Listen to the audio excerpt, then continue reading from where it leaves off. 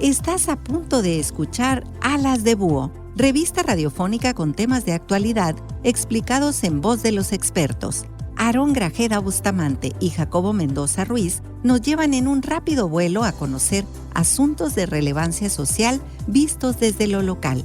Comenzamos.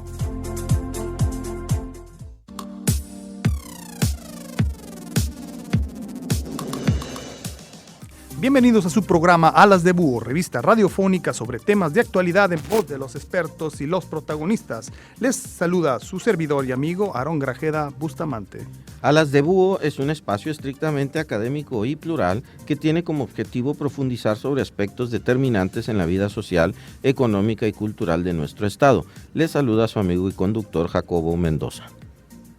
El tema de hoy es la investigación social en Sonora, retos, fortalezas y áreas de oportunidad.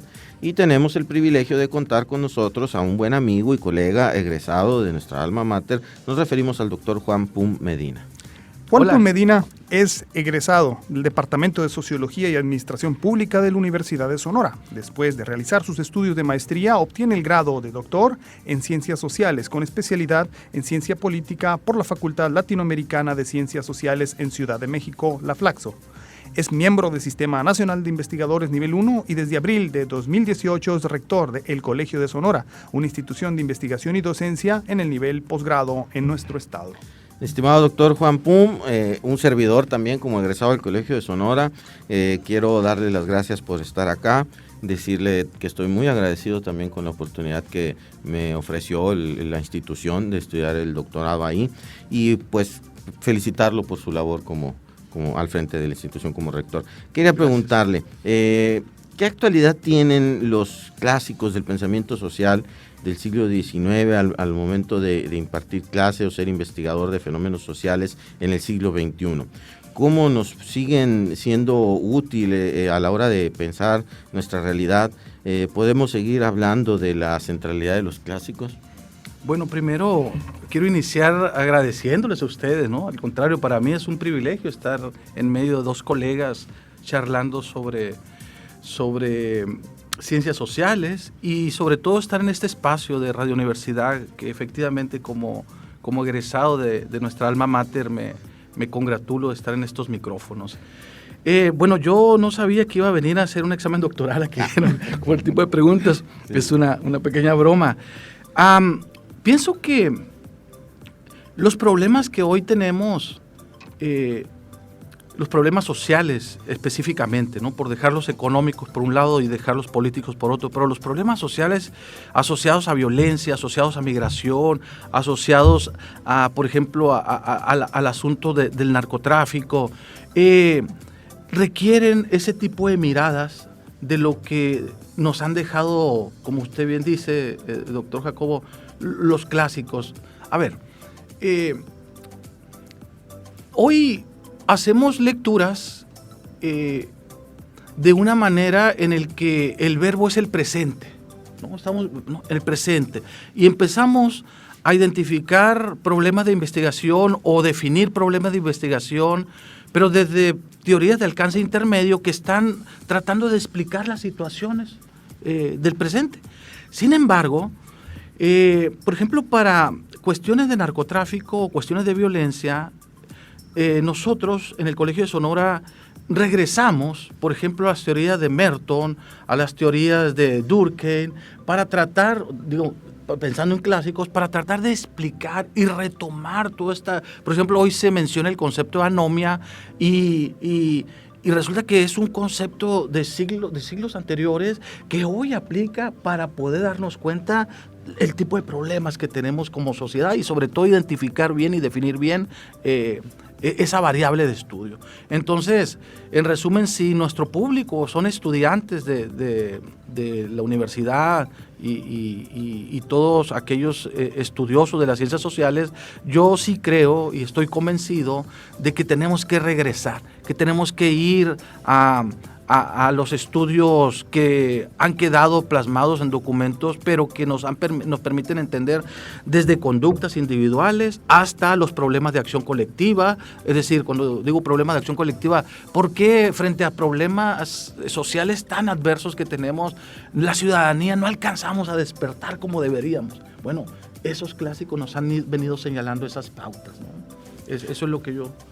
Pues nos mete directamente un tema muy interesante, doctor. En este sentido, precisamente mencionando a Durkheim, Emil Durkheim decía en el siglo XIX que la ciencia sociológica particularmente está compuesta por tareas de observación de hechos sociales, ¿no? El concepto de hechos sociales es un concepto durkheimiano muy interesante, y él señalaba que hay fenómenos que no pueden explicarse desde lo psicológico individual, que tienen que explicarse desde la suma de los actores sociales, y que el hecho social es precisamente esto. Él veía el caso particularmente del suicidio como un hecho que se podía explicar en su recurrencia en entornos nacionales, no desde lo psicológico individual, sino desde lo colectivo, ¿no? En este sentido, usted mismo ha hablado, Durkheim, de la anomia como este debilitamiento institucional.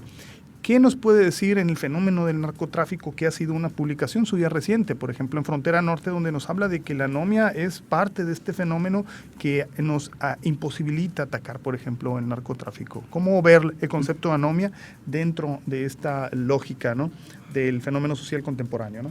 Sí, muy bien. El tema aquí de fondo en mi lectura tiene que ver con lo que quizá ha sido observado por varios estudiosos, que es cómo nuestra sociedad o nuestro tejido social, como se ha dicho, ha venido deteriorándose. Ha tenido un deterioro que tiene que ver, por un lado, con un Estado de Derecho que no es funcional. Por otro lado, por el tipo de juventud que hoy tenemos, que en verdad, como los estudios sobre sicariato lo han señalado, ¿no?, que tiene que ver con narcotráfico, a veces no es por asuntos económicos, a veces tiene que ver con el propio contexto, con el propio barrio, con la propia adrenalina, dirían los entrevistados que hemos tenido que están participando en este fenómeno del narcotráfico. Y en cuanto a lo que figura como la crisis, en la sociedad, asociado al concepto de anomia, es la debilidad de las reglas, la debilidad que tenemos, ¿no?, para poder poner orden. Como nosotros sabemos, la teoría institucional nos viene señalando que el diseño de reglas debe de promover múltiples ganadores. Tiene que haber, todo el mundo gana, ¿verdad? Pero en este caso, el diseño de reglas que tenemos, que vienen, por cierto, desde el siglo XX, siglo XIX, hoy han topado con una madurez de nuestros problemas sociales que efectivamente las hacen que los actores, que son los jóvenes, que son las personas que ahorita están buscando empleo, las personas que ahorita quieren estudiar, digamos, ese segmento que los demógrafos dirían como el bono demográfico, ¿no?, se enfrentan a nuevos retos y otras posibilidades. ¿Por qué no decir, como ahorita se mencionó lo del narcotráfico, por qué no decir que efectivamente, y estudiar, que el narcotráfico es una opción de trabajo, pues, frente a la ausencia de labores más formales, como todo el mundo pensaríamos, o como nosotros, ¿no?, que tenemos la fortuna de ser profesores o de estar en la agenda pública trabajando, pero con reglas que nos permitan tener un sustento. Entonces, ahí es donde yo veo esa crisis.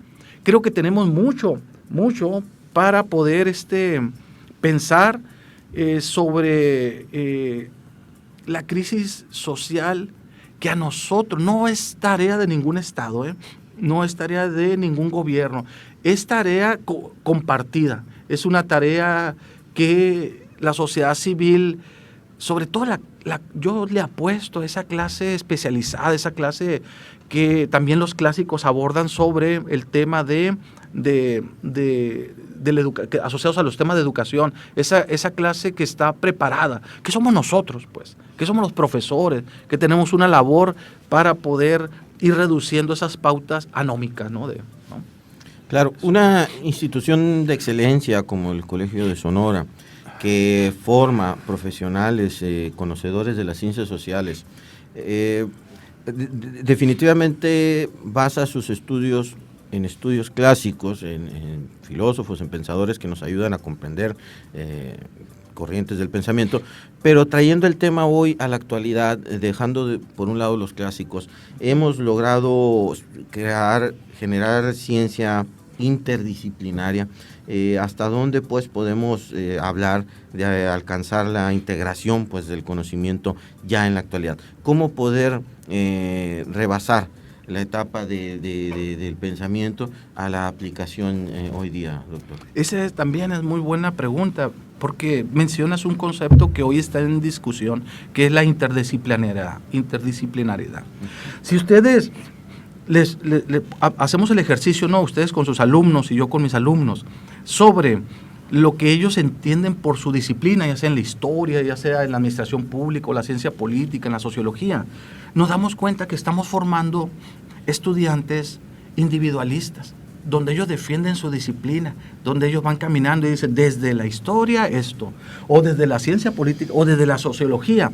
Y a veces yo me he percatado en este fenómeno, y qué bueno que estoy aquí en micrófonos de la radio universitaria, porque nos permite entender una debilidad en la formación que es la ausencia del cruce entre disciplinas e intradisciplinas. Por ejemplo, ¿qué tiene que hacer un estudioso de las ciencias sociales, o qué tiene que dialogar, mejor dicho, un estudioso de las ciencias sociales con un astrónomo? Entonces dice, nada puede decir algún estudiante o nosotros, no, pues no tiene que ver nada. Pero resulta que la astronomía, como ustedes saben, se queja o ve como una contaminación, mejor dicho, lo que es los efectos de la luz LED, la luz esa muy, muy vistosa. Por eso, según lo que yo he leído, desde la astronomía, ciudades que les contaminan las observaciones a los astrónomos son como Tokio, Las Vegas, sobre todo Los Ángeles, porque tienen una iluminación que no les permite hacer los trabajos. Entonces, ¿pero qué tiene que hacer las ciencias sociales ahí? Pues bastante, porque resulta que nosotros, al estudiar, por ejemplo, en la gestión pública, el tema que alumbrado público, todo dice, no, es que en un cabildo se puede aprobar luz LED o tener mayor iluminación. Entonces, ahí hay un efecto con otra disciplina, donde dice, oye, momento, si tú me haces todas las ciudades como Las Vegas, pues no voy a poder trabajar, ¿no? Planteo esto porque ahí es donde nosotros, en ciencias sociales, y lo digo en plural, sabemos que tenemos que cruzar nuestros objetos de estudio, nuestros problemas de investigación con disciplinas, como ustedes lo saben, como es las matemáticas, como es la física, son las propias ingenierías. Y ahora que yo veo que están egresando doctores en ciencias sociales, pero que de origen son ingenieros, yo les veo un potencial, porque realmente ven otras cosas, o lo ven de una manera distinta como debe de ser el abordaje de un fenómeno social. Por eso yo considero que la interdisciplinariedad y la intradisciplinariedad nos va a permitir, y tiene que ser pronto, en un futuro corto, ¿no? de corto plazo, tener otro tipo de resultados, tener otro tipo de conclusiones parciales sobre ciertos temas o los problemas sociales que tenemos, ¿no? Claro, eso nos recuerda que problemas como la transición energética, la adquisición de nuevas tecnologías, no podemos disociar lo social del avance tecnológico. Estamos conversando en Alas de Búho, revista radiofónica sobre temas de actualidad, con el doctor Juan Pum Medina acerca de la investigación social y la enseñanza de los estudios superiores en ciencia social en nuestros días. Hablemos ahora, doctor, de la oferta de posgrado en el estado de Sonora. ¿Podríamos decir que contamos con opciones suficientes para el interés o las estrategias del desarrollo estatal? ¿Hacen falta más posgrados en ciencias sociales? ¿Quiénes los están impartiendo? ¿Qué condiciones se le ofrece al alumno que desea especializarse en ciencias sociales? Bueno, pienso que en la entidad tenemos una oferta calificada. Lo voy a decir con autocrítica, ¿no? Hay de todo, ¿no? Pero los posgrados que tenemos, tanto en la Universidad de Sonora como el Colegio de Sonora o el Centro de Investigación en Alimentación y Desarrollo, entre otras universidades, sobre todo los que están en el PNPC, en el Padrón Nacional de Posgrado de Calidad, son garantía. Por un lado, porque hay en esta vida oportunidades, como sabemos, y esas oportunidades son que te bequen para poderte dedicar de tiempo completo, como lo hicimos nosotros en algún momento. Yo fui becario del CONACYT, sí, para el Colegio de Sonora. Exacto, entonces eso es una ventaja que, como ustedes saben, en otras partes no existen, en otros países. En Chile o Argentina, aunque tienen CONICET o tienen, así como CONACYT nosotros, no les dan esa beca. Chile se disputa 2 becas presidenciales para que los estudiantes compitan y 2 salen a estudiar al extranjero. Los demás, pues se tienen que ellos averiguar, ¿no? Arreglar, ver, ¿no? sus posibilidades a título personal. Pero nosotros no, nosotros tenemos un monto de becas en el país, ¿no? que se designan. ¿Por qué comento esto? Porque está asociado a lo que tenemos en la entidad. Estas instituciones que mencioné ofrecen ese tipo de posgrado, ¿no? Yo solamente quiero comentar, agregado a que tenemos una buena oferta de posgrado, el tipo de formación que estamos haciendo, el tipo de recursos humanos que estamos formando. Ahí yo quiero regresar un poquito al tema anterior de la interdisciplinaridad, que tiene que ver con estar formando estudiantes que desde varias miradas puedan hoy atender, ¿no? los problemas sociales desde varios frentes. Por eso un historiador no está peleado con aprender un poco de estadística, un politólogo no está peleado con aprender cada vez más filosofía política o filosofía, y esos cruces, digamos, tienen que ver con los planes de estudio. Entonces, ¿qué instituciones son las que pueden ofrecer esa fortaleza, ¿no? en sus posgrados? Las que tienen profesores como ustedes, formados, ¿no? Estrictamente formados. Por eso cuando yo digo hay de todo, estoy haciendo una crítica constructiva de que a veces hay personas que se puedan firmar como doctores, pero pues es ya un abuso, ¿no? Por no mencionar, ¿no? El tipo de instituciones que realmente no califican, pues, para dar los grados. Los dan, pero no son reconocidos, vaya, de manera nacional o internacional. Entonces, nosotros tenemos, por eso cuando uno está en funciones administrativas, en una institución, tiene ese deber de empujar hacia un tema que hoy se discute mucho, que es el de la calidad en la educación. Y solamente podemos ofrecer calidad si tú tienes a un cuerpo docente, a una plantilla, ¿no? de tu staff de profesores también calificados para que haya correspondencia. ¿Sí? Siguiendo con esa temática, ¿no? Y regresando al tema de la investigación y su relación con la docencia, existe un modelo probado en el que la investigación que se realiza en instituciones o programas educativos de calidad a nivel posgrado incorporen sus resultados en la práctica docente. ¿Es tarea institucional hacer que lo que se va obteniendo de la investigación se incorpore a la docencia, o es predominantemente una acción que implica el compromiso de la investigadora o del investigador? ¿Cómo hacemos este acto de retroalimentación de aquello que investigamos a aquello transferido que enseñamos? Ese es un dilema que tenemos que no está resuelto, ¿verdad? Yo creo que no solamente en México, sino en el mundo, ¿verdad? Que tiene que ver con la transferencia de conocimiento. Por un lado, nosotros tenemos un problema en México, que claro, aterriza aquí en Sonora, que es lo que Manuel Gil Antón ha venido llamando el IMC, ¿no? El Índice Meritocrático Competitivo, donde hacemos carreras individuales y nos importan más nuestros propios puntos. Pero eso es otro tema, después lo podríamos conversar.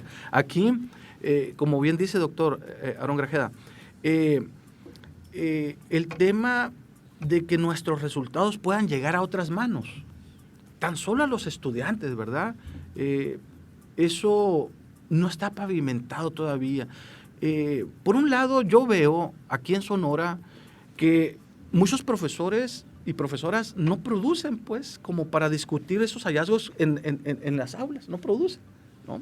Es diferente y tiene ventaja que el profesor que produce un paper, un artículo y lo puede discutir con su grupo, con sus estudiantes. O los famosos seminarios, que yo sé que sí hay escuelas aquí en la Unison o en el colegio, donde hay grupos de trabajo donde se ponen a seminarios, ¿no? Permanentes, donde se ponen a discutir.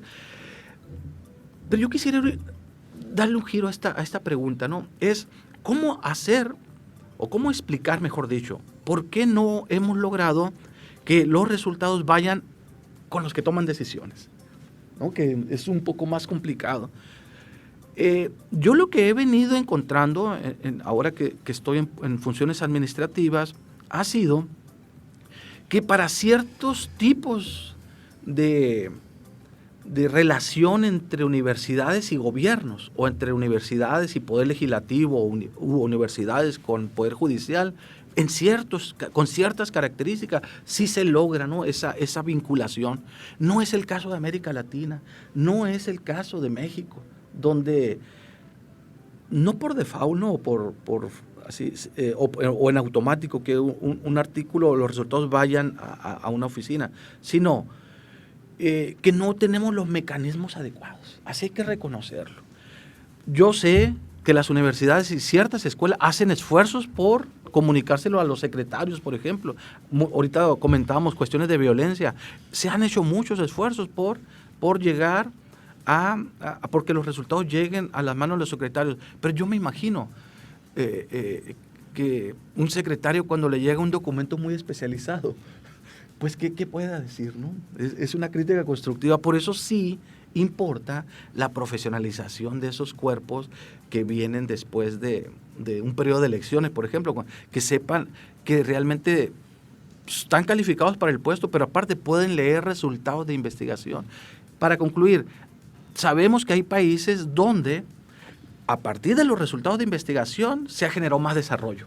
¿Y por qué razón? Porque entonces sí, aunque suene trillado esta parte, sí se diseñan políticas públicas, que la política pública la podemos entender como la intervención del Estado ante fallas del mercado, pero cuando el Estado interviene y lo hace de manera informada y lo hace de manera sustentada, con evidencia, ¿no? De que los profesores generados, los investigadores, pues está asociado con tener mejores condiciones o mejores respuestas. Claro, tenemos que encontrar esa vinculación y esa aplicación entre la academia, el conocimiento y la toma de decisiones de interés público. En ese sentido, doctor,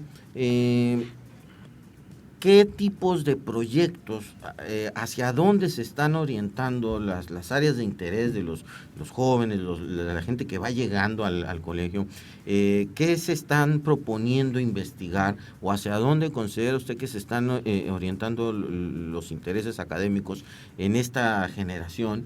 ¿Se preocupan por temas sobre cuestiones económicas, sobre cuestiones de administración pública? ¿Qué podría usted percibir que es el rango dominante, pues, del área de interés en los jóvenes en estos momentos que procesa la institución?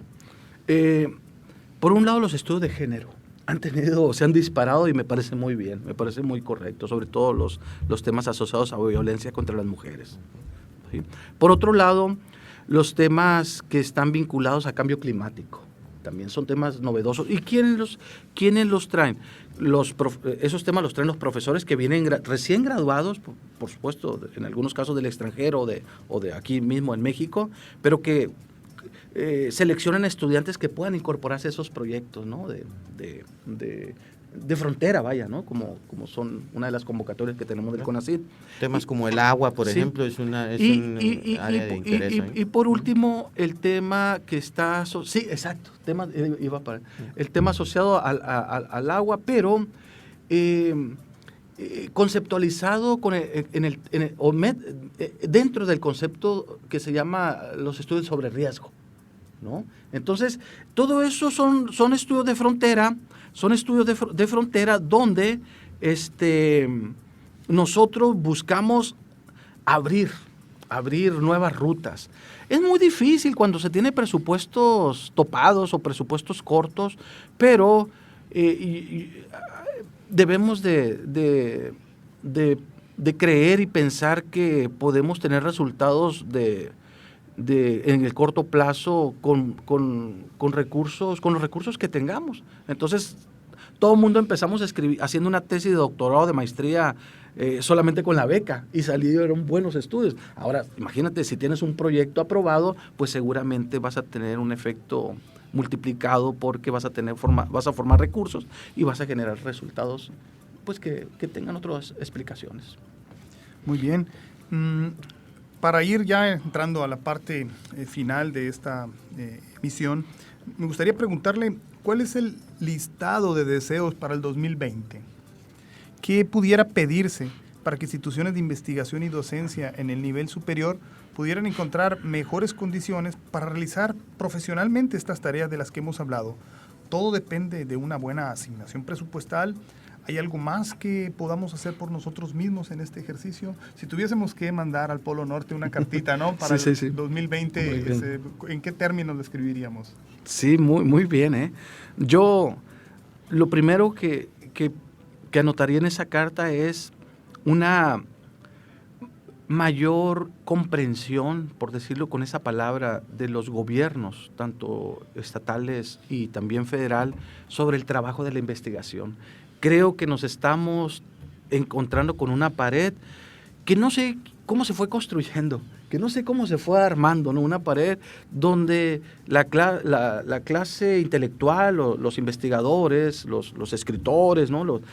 Se han encontrado cada vez con menos recursos. Y no me refiero al entorno federal, para nada. No tiene que ver con colores aquí, no. Tiene que ver con una realidad que por algún motivo desde años atrás, desde décadas atrás, se ha venido levantando. Esa es la primera parte, una mayor comprensión para decir, sí nos sirve los intelectuales, sí nos sirve la clase académica pensante para atender para resolver para entender mejor los problemas sociales. Y en segundo término, nada más dos puntitos pondría, tiene que ver con pensar los presupuestos, como bien lo señalan, pero no una mayor asignación, sino un presupuesto participativo, donde nos llamen a los rectores en este caso y nos pregunten la justificación de nuestras necesidades, porque ahí los que toman decisiones, especialmente el Poder Legislativo o el Poder Ejecutivo, se va a dar cuenta de que efectivamente son necesidades reales y la formación de un alumno no tiene precio. Bien, doctor, pues creo que así como son tomados en cuenta los organismos y las instituciones de educación superior para consultas y opiniones, pues también en esa medida para la elaboración de los presupuestos, ¿verdad?, que vayan apoyados.